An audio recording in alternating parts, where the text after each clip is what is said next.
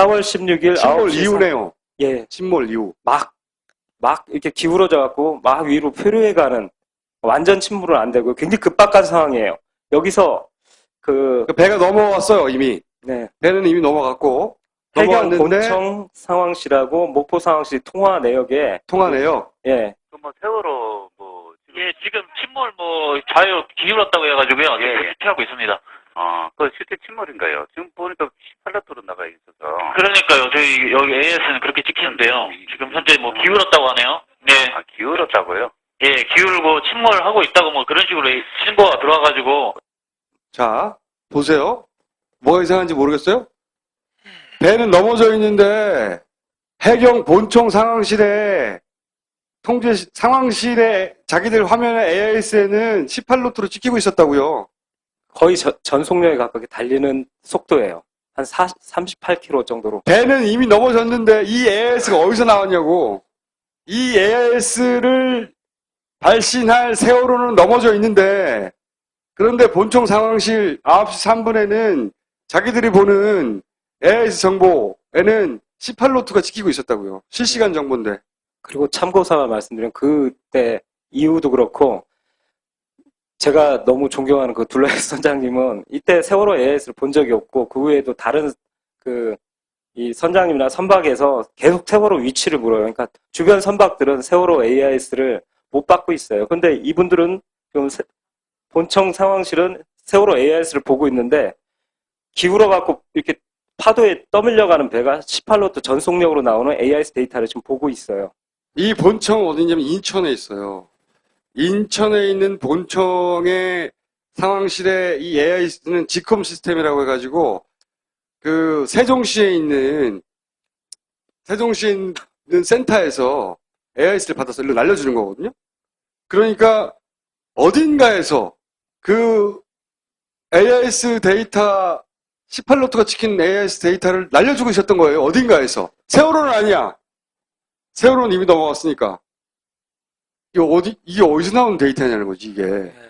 그리고 하나 더 보시면 이 18노트 정보에 또 하나가 나오는데 한번 녹음 파일 들어보시겠습니다. 512호기로 지금 강원도 쪽에서 이쪽으로 좀 오고 있거든요. 예, 이 형기가 지금 바로 써가지고 현장으로 가라고 그랬거든요. 근데 좌표가 조금 달라요. 네. 지금 안매도하고 맹골도 사이라고 들었는데 좌표를 찍어보니까 조금 안매도 쪽인데. 예, 그렇죠. 지금 저기 위치를 34분 10분, 125도 57분. 잠깐만요.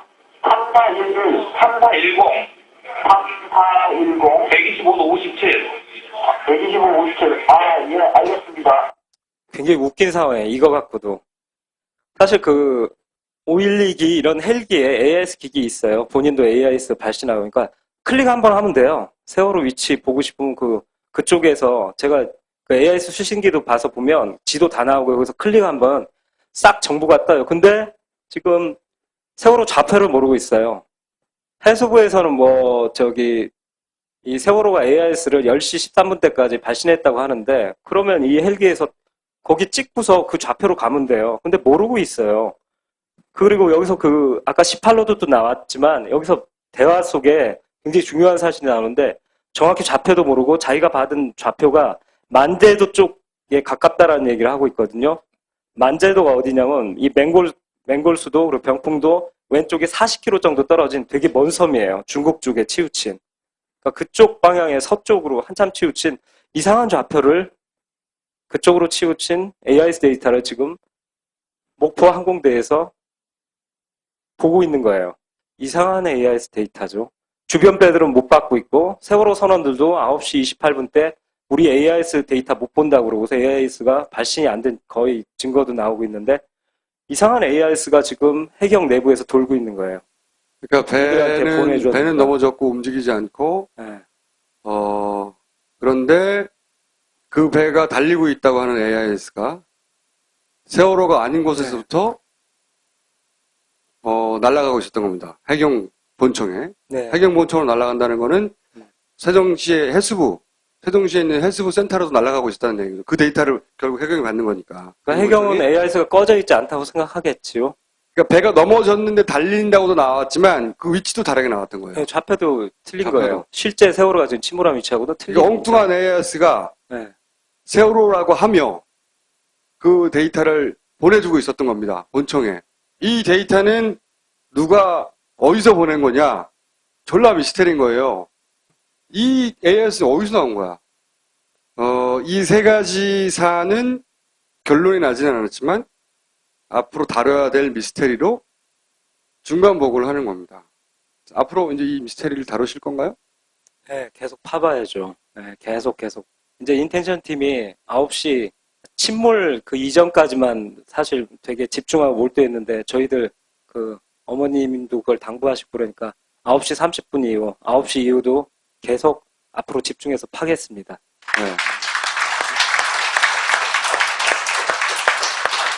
저는 사실 그 충돌 첫 번째 미스테리, 두 번째 겹친. 그 레이더 겹친 네. 보다 이 세 번째가 훨씬 궁금하고, 그리고 이 세 번째가 이 세월호의 진실하고 상당한 관계가 있지 않겠다고 개인적으로 추정합니다. 왜 그렇게 추정하냐면 지금 아무런 근거가 없고 김 감독은 그런 얘기를 하는 게 아니라 저 혼자 생각이니까 만약에 틀리면 저 혼자 틀린 거예요. 저걸 보자마자 든 생각은 뭐였냐면 그 가짜 AIS 데이터가 사고가 나고 나서 나중에 며칠 있다가 준비된 게 아니다. 그런 생각이 들었어요.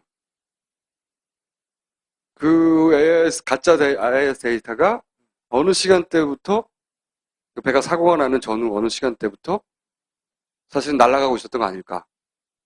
라고 혼자 생각하였으나, 틀리면 나 혼자 틀린 거예요. 김 감독은 어떻게 생각해요? 저 비슷한 생각을 갖고 있습니다.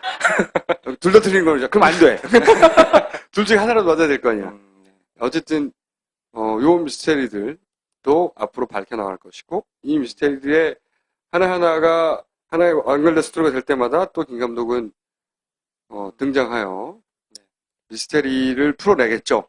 지금까지를 보면 믿어 의심치 않으나 네. 다만 걱정인 것은 네. 첫 번째 충돌이 있잖아요. 이거 어떻게 밝힐 거야? 그 물체는 물에 떠내려가고 없는데 뭐가 남아있어야지 찾을 거 아니야. 네. 잠수사들을 동원해서 측면을 찍어보고 싶어요. 좀 가족들이 배 측면을. 배 측면을 왼쪽 측면이 되게 궁금해요. 하여튼 빨리 좀 그 네, 완전히 지금 인양해서 바닥에 닿아 있는 면이죠, 이게. 다른 거는 모르겠어요. 어떻게 추정할 수 있을지 모르겠는데 일단은 1번 미스테리는 영원히 풀리지 않을 수도 있겠다는 네. 생각을 하기 때문에 혹시 나름의 추론이 있거나 물체가 떠 있는 걸 보고 저것은 그런 것이 아니겠는가 추정되는 분들이 있으면 적극적으로 제보 메일을, 사실은 벽이거든요, 벽. 그죠? 네. 김 감독하고도 사실 어제 얘기해봤는데 모르겠어요. 거기서부터 도대체 무슨 미사일도 아니고 잠수함도 아니고 말도 안 되잖아요. 배도 아니고 네. 배가 와가지고 거기 뽁 지르고 갈 수도 없고 잠수함이 올라서 그걸 뽁 지르고 갈 일도 없고. 그렇죠. 응? 여하간 요건 여러분들 상상력이 좀 필요해요. 1번 미스테리는 이건 그냥 맨땅 헤딩에 풀 수는 없겠다. 아무리 미친 김 감독이라도 생각을 해서 제보를 받고요. 그것과 더불어 지난주에 얘기했던 집단지성의 힘이 필요하다고 제보 메일 달라니까 많은 분들이 보내주셨어요. 더 많은 참여 바라고요. 판결에서 이 400기가가 어떤 식으로 구성되어 있는지를 설명드리는 기사를 써놨습니다. 그걸 보시면은 또 어느 지점에 좀 참고할 네. 수 있을까 하는 걸 좀 혹시 메일이 볼수 있을 것 아니라 같아요. 그 데이터를 직접 접근하고 싶다. 물론 400기가 다 받아도 되는데 너무 힘들잖아요. 그래서 기본 검색을 알려드렸고, 요 맨 밑에 하나 추가했는데 요 주소 그걸 미러링을 해놨어요. 그래서 인터넷에서 안 들어가실 수도 있긴 합니다. 그런데 저 주소에 들어가시면 그 400기가의 데이터 상당 부분이 저기에 있고 다운받을 수가 있어요. 그걸 분석할 줄 아는 분들은 내려봐서 분석할 수가 있는 거죠. 김 감독 매일 400기가 다 적극적인 참여가 필요한 부분이에요. 김 감독의 상상력이 한계에 부딪혔어요. 저 그 얘기는 꼭 하고 싶은데 저는 하여튼 이 인텐션 나오기까지는 정말 몸조심하면서 만들고 있습니다. 떨어지는 낙엽도 조심하면서 저는 요즘 꿈이 있다면 인텐션 만들어서 나중에 시사회장에 총수님과 손 붙잡고 올라가는 거. 네, 그게 제 꿈이고 자살을 하거나 이럴 생각은 전혀 없어요.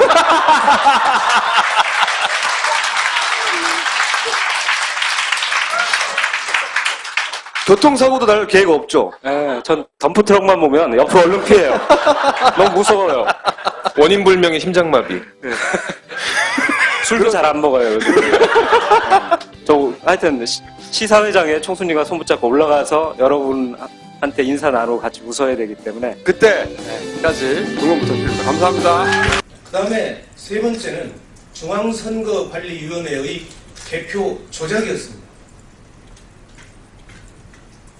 이것은 제가 몇 가지 사례를 들어서 말씀을 드리겠습니다. 첫째는 지역선관위의 개표 자료와 중앙선거관리위원회의 개표 자료가 일치하지 않았습니다.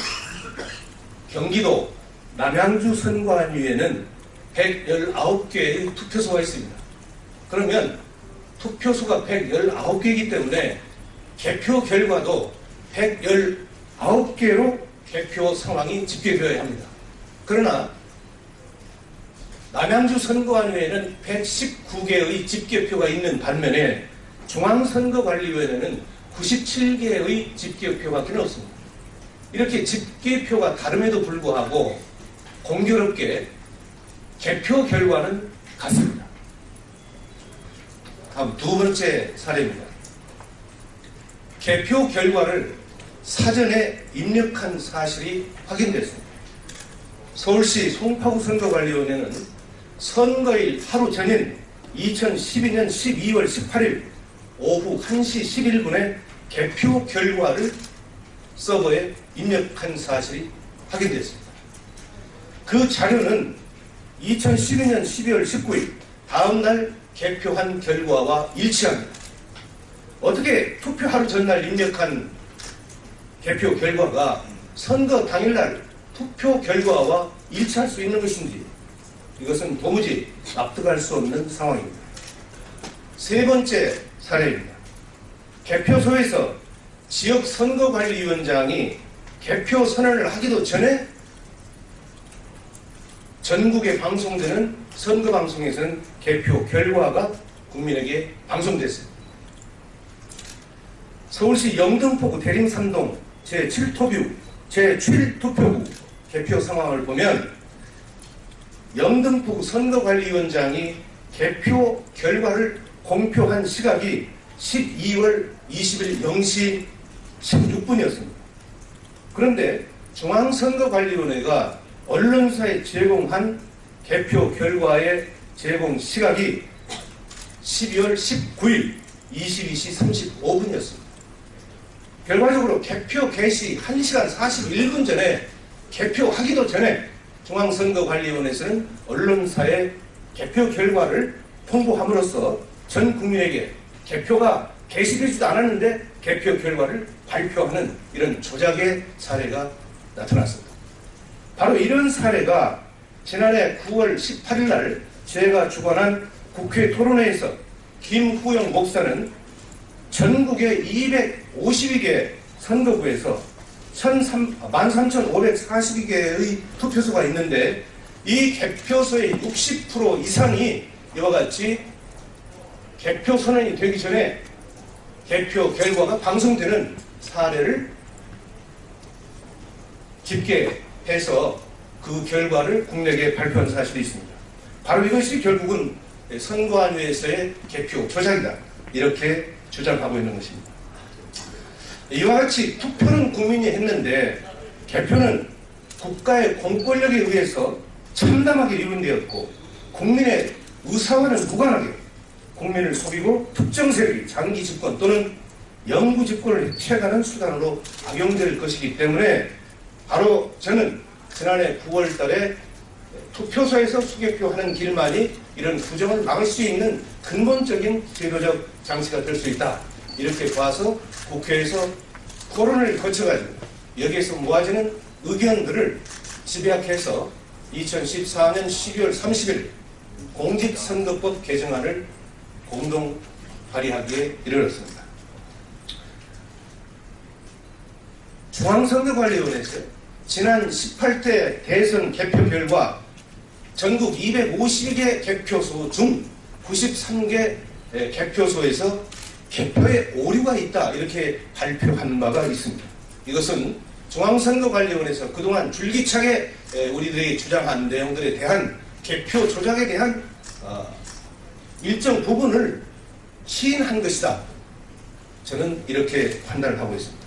도대체 무슨 미사일도 아니고 잠수함도 아니고 말도 안 되잖아요. 배도 아니고 배가 와가지고 거기 뽁 지르고 갈 수도 없고 잠수함이 올라서 거기 뽁 지르고 갈 일도 없고 그렇죠. 응? 여하간 요거 여러분들 상상력이 좀 필요해요. 1번 미스테리는 이건 그냥 맨땅 헤딩해도 풀 수는 없겠다. 아무리 미친 인간독이라도 생활에서 제보를 받고요. 그것과 더불어 지난주에 얘기했던 집단지성에 힘이 필요하다고 제보 메일 달라니까 많은 분들이 보내주셨어요. 더 많은 참여 바라고요. 판결에서 이 400기가가 어떤 식으로 구성되어 있는지를 설명드리는 기사를 써놨습니다.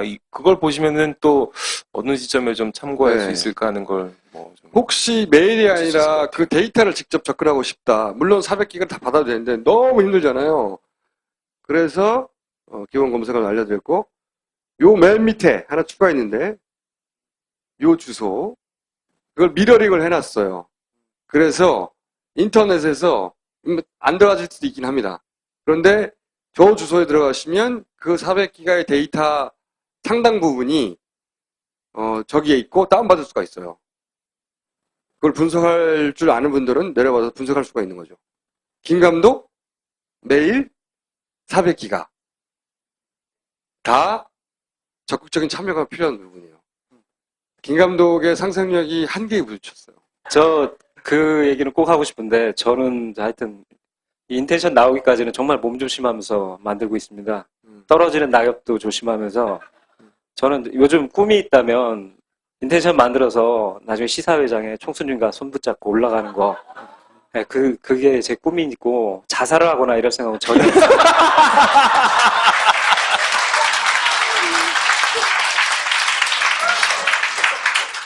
교통사고도 날 계획 없죠? 네, 전 덤프트럭만 보면 옆으로 얼른 피해요.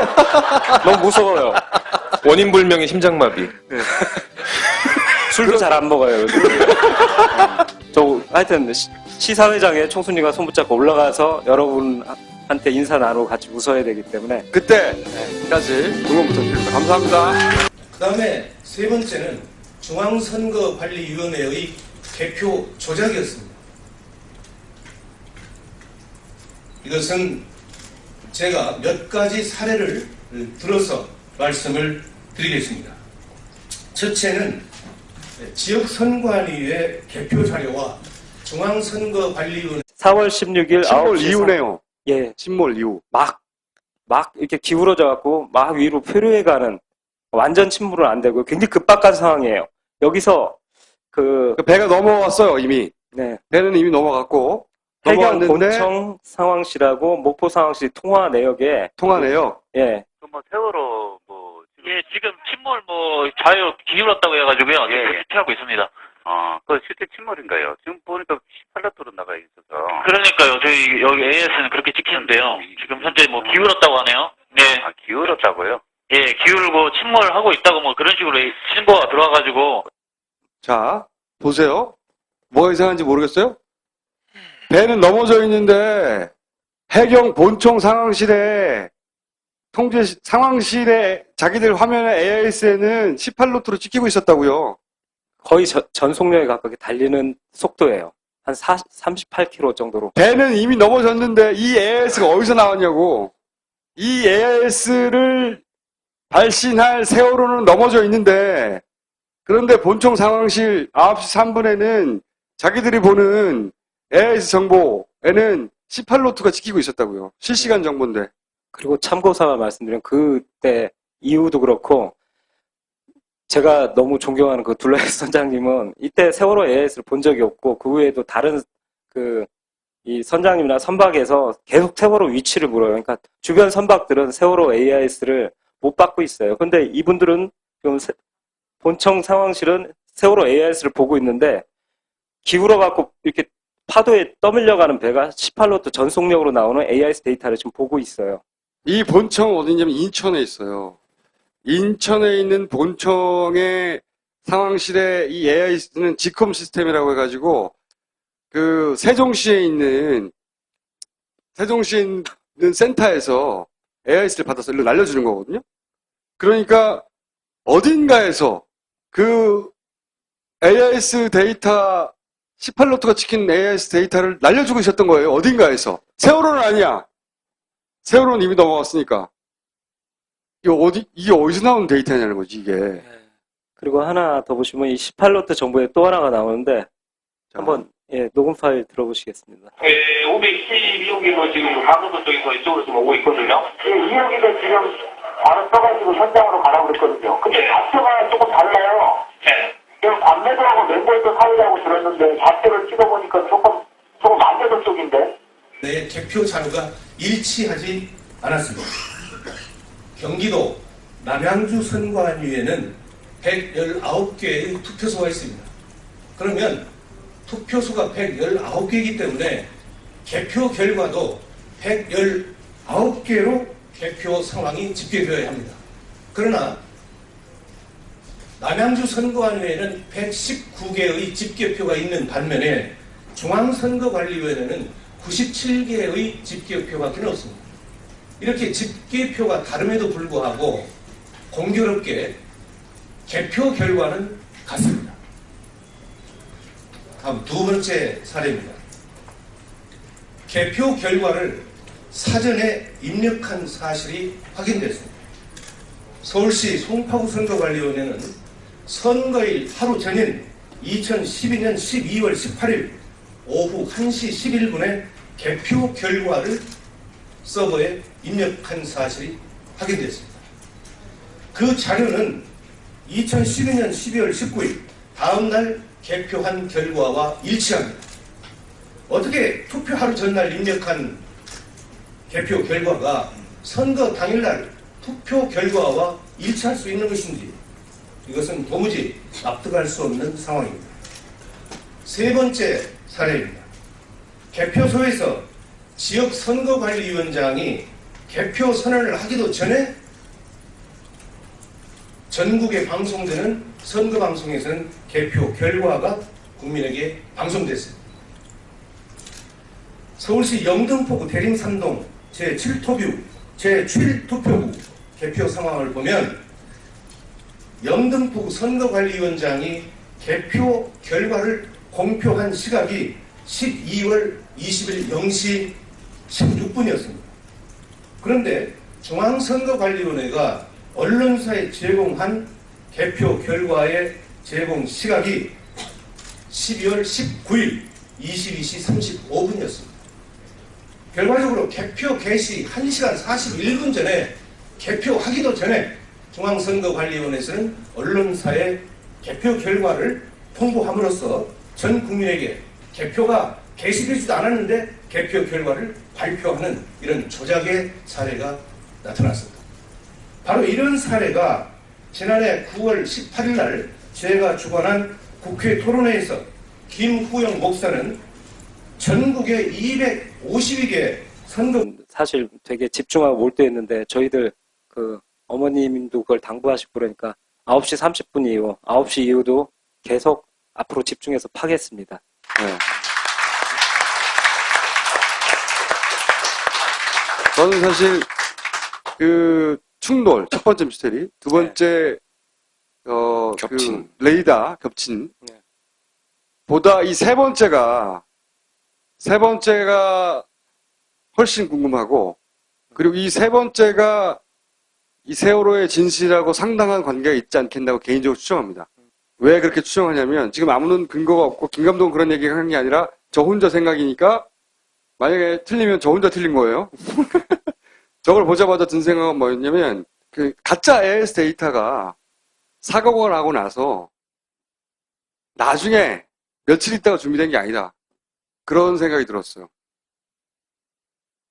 그 AIS, 가짜 AIS 데이터가 어느 시간대부터, 그 배가 사고가 나는 전후 어느 시간대부터 사실은 날아가고 있었던 거 아닐까. 라고 혼자 생각하였으나, 틀리면 나 혼자 틀린 거예요. 김 감독은 어떻게 생각해요? 저 비슷한 생각을 갖고 있습니다. 둘 다 틀린 거죠. 그럼 안 돼. 둘 중에 하나라도 맞아야 될 거 아니야.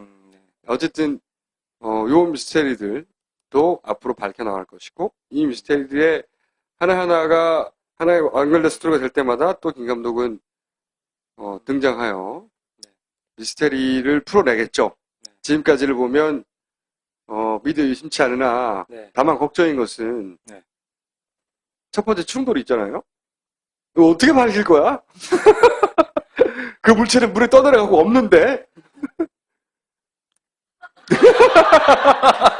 뭐가 남아있어야지 찾을 거 아니야. 에, 잠수사들을 동원해서 측면을 찍어보고 싶어요.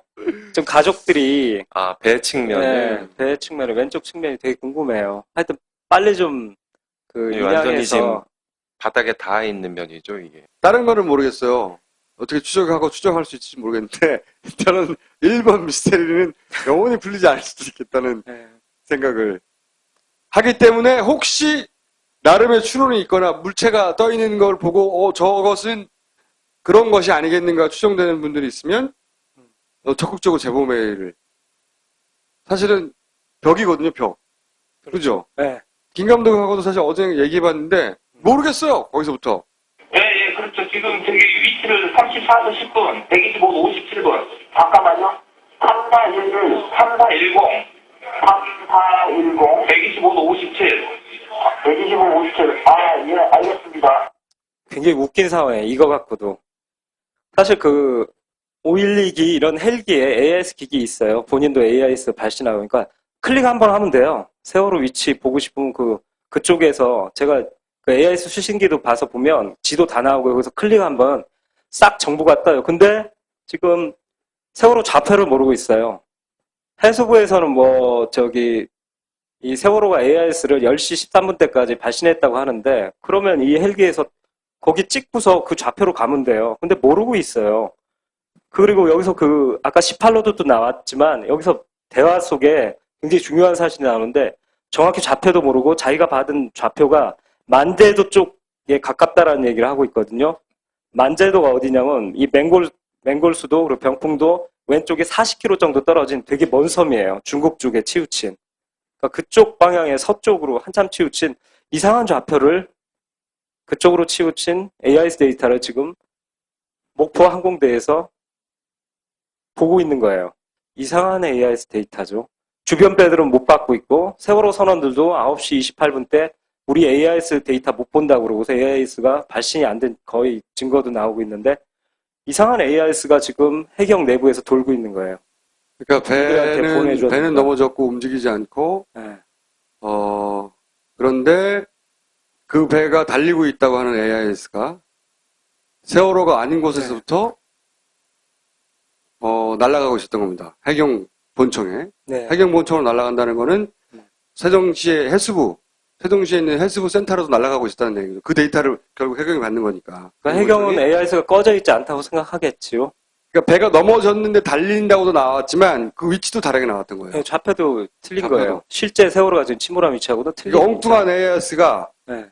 세월호라고 하며 그 데이터를 보내주고 있었던 겁니다. 본청에.